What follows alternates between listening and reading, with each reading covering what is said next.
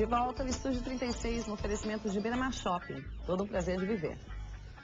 Em 2003 foi lançado um dos livros de maior repercussão no mundo, O Código da Vinci, de Dan Brown, foco de muitos debates de todos os tipos de pessoas. Depois do livro veio o filme, lançado ao mundo no dia 19 de maio de 2006. O Código da Vinci levou para a tela do cinema a questão sobre a natureza real da ligação entre Jesus Cristo e Maria Madalena. Verdade ou ficção?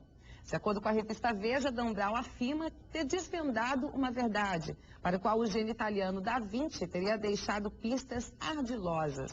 Eu vou conversar agora com Salma Ferraz, especialista em Maria Madalena. Tudo bem, Salma? Boa noite. Tudo bem, Karen. Prazer estar aqui conversando contigo. Obrigada. Vamos começar explicando, falando então, quem é Maria Madalena? Porque existem muitas dúvidas e muitas confusões a respeito de Maria Madalena, né, Salma?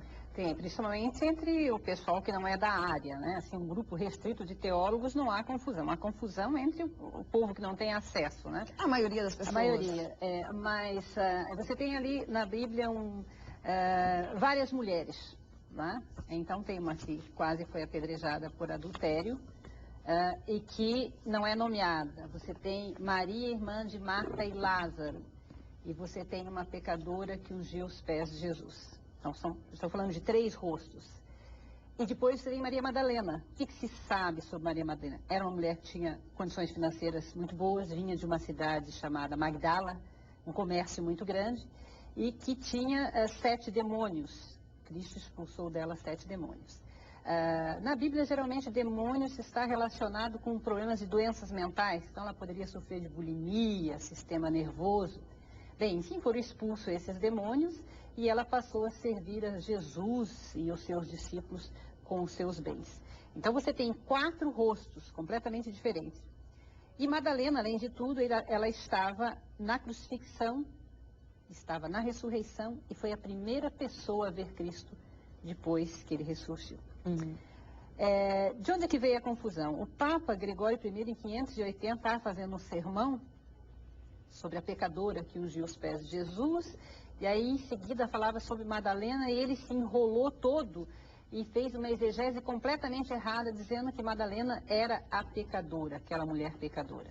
E olha que essa mulher pecadora fala assim, pecado, não fala que ela era meretriz. E por conta disso, a Madalena passou para a história, para o Ocidente.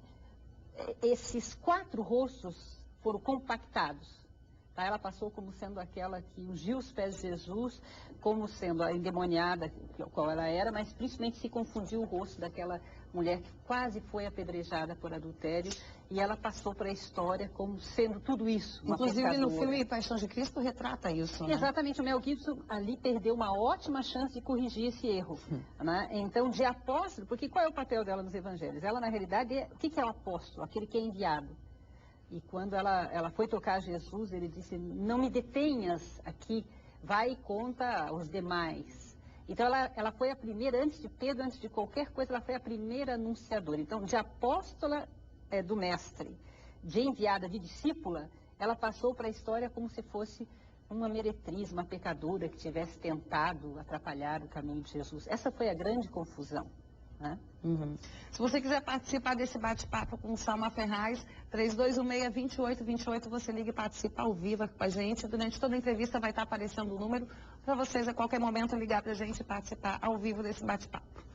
Salma, agora, uma coisa que é bastante complicado a gente estar abordando, porque durante muito tempo a igreja sempre existiu um tabu muito grande em relação a falar que Jesus Cristo poderia sim ter tido uma parceira, ter tido uma mulher. Quer dizer, sempre existiu um tabu, não, porque na verdade a igreja nunca falou isso, né? Nunca admitiu, nunca falou de uma possibilidade. E agora, por causa do livro do Dan Brown, está sendo falado muito. Verdade ou ficção? Existe um fundamento nisso?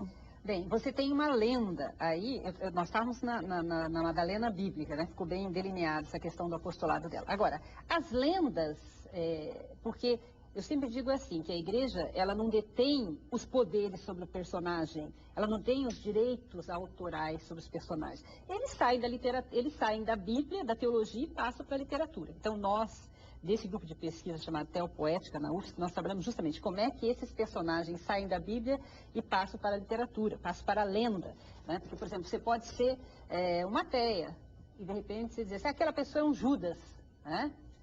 E para Madalena, coitada, é uma Madalena arrependida. Esse termo é completamente errado, porque ela é arrependida do quê? Tá? Ela não era meretriz, ela se arrependeu do quê? Bom, mas então, você tem uma lenda que já era conhecida no século IV da nossa era, tá? Então a lenda, ela não tem nenhuma veracidade bíblica, né? Que Madalena teria tido um filho de Jesus e que quando Cristo foi crucificado, ele pediu a José de Arimateia que levasse Madalena, né? Levasse Madalena, fugisse dali. Então, e essas lendas, elas se fortalecem no ano 1000, 1100, quando surgem as lendas na França sobre o Graal.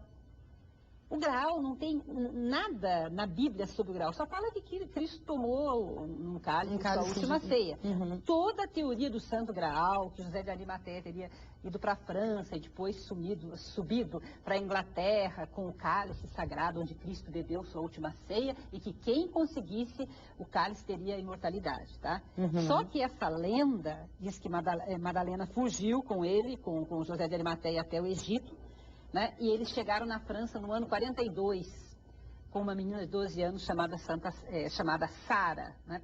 E tal. Bem, e que era muito escura. Então, na França chama-se a Santa Sara Negra. Você tem que pensar que não é que ela fosse negra, é que para alguém nascido na Palestina e chegar na França seria de uma outra cor. Então, o que o Graal, na realidade, não seria o cálice onde Cristo tomou sua última ceia. O cálice seria Maria Madalena, que portaria o cálice sagrado, a linhagem sagrada. Então, essa lenda, esse mito já era conhecido no século IV, V, e daí no ano 1000, 1100, com essas histórias do Graal. Bem, é uma lenda, como lenda não tem fundamento, porque se você pensar bem, essa polêmica, voltando ao que você falou, sobre Cristo ser casado ou não, né? Qual é a tese principal do livro, né? O livro é uma ficção, então a gente tem que tomar cuidado com isso, ficção. Ele diz na primeira página, tudo que está aqui escrito é verdade. Isso é um jogo de marketing, né? Se você abrir o romance, se você pegar o romance, na primeira página você vai ver aqui no catálogo que ele está catalogado como romance. Então, já justifica tudo. Mas qual é a tese? De que se ele fosse casado, destruiria a história do cristianismo, né? É uma tese furada. Lógico que o livro, Karen, é muito bem escrito. Não, muito bem, rico em detalhes, né? Rico em detalhes. Rico em detalhes. Porque é um romance, é um suspense, é um romance policial e traz dois personagens mais queridos da história do Ocidente, Jesus e Madalena.